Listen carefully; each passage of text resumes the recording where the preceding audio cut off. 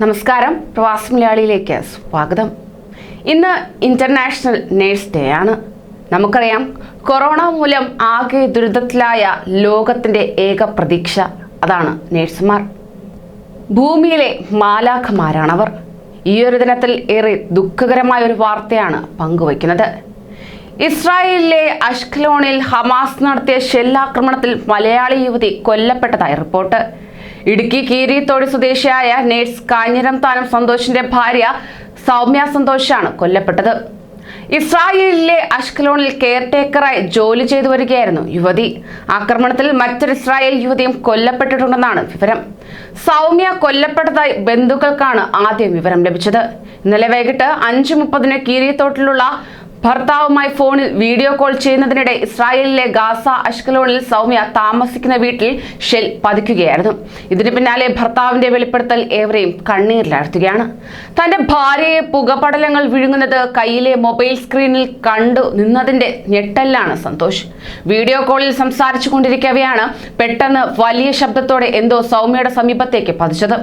അതും പിന്നെ കുറെ പുകയും മാത്രമാണ് കാണാനായത് എന്നും അദ്ദേഹം പറയുകയുണ്ടായി. പിന്നീട് ഫോൺ ഓഫായി. തിരികെ വിളിച്ചിട്ട് കിട്ടിയില്ലെന്ന് സന്തോഷ് പറയുന്നു. അപകടം നടക്കുന്നതിന് ഏതാനും നിമിഷം മുമ്പാണ് സൗമ്യ വാട്സാപ്പ് കോളിൽ സന്തോഷിനെ വിളിച്ചത്. പുറത്ത് ബഹളം നടക്കുകയാണെന്നും ബോംബ് വീഴുന്നുണ്ടെന്നും സൗമ്യ പറയുകയുണ്ടായി. ഇനി എപ്പോഴാണ് വിളിക്കാൻ സാധിക്കുക എന്നറിയില്ലെന്നും സൗമ്യ പറഞ്ഞു. ഇതിന് പിന്നാലെ ഇസ്രായേലിലെ ഗാസ അഷ്കലോണിൽ തന്നെ ജോലി ചെയ്യുന്ന സന്തോഷിന്റെ സഹോദരി ഷേളി ഏകദേശം 1 മണിക്കൂറോളം കഴിഞ്ഞ് വീട്ടിലേക്ക് വിളിച്ച് അപകട വിവരം അറിയിക്കുകയായിരുന്നു. സൗമ്യ 7 വർഷമായി ഇസ്രായേലിലാണ് ജോലി ചെയ്തു വരുന്നത്. 2 വർഷം മുമ്പാണ് സൗമ്യ വീട്ടിൽ വന്നിട്ട് തിരിച്ചുപോയത്.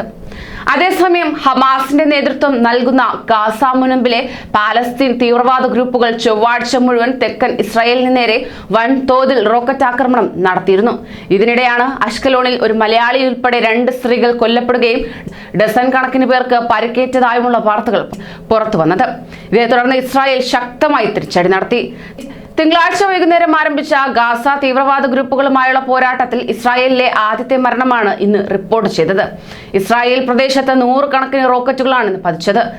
നിരവധി കെട്ടിടങ്ങൾക്കും വാഹനങ്ങൾക്കും നാശനഷ്ടം സംഭവിച്ചിട്ടുണ്ട്. മലയാളികൾ ഉൾപ്പെടെ നിരവധി പേർക്ക് പരിക്കേറ്റതായുള്ള വാർത്തകൾ വരുന്നുണ്ടെങ്കിലും ഒന്നും ഇതുവരെ സ്ഥിരീകരിക്കാൻ സാധിച്ചിട്ടില്ല.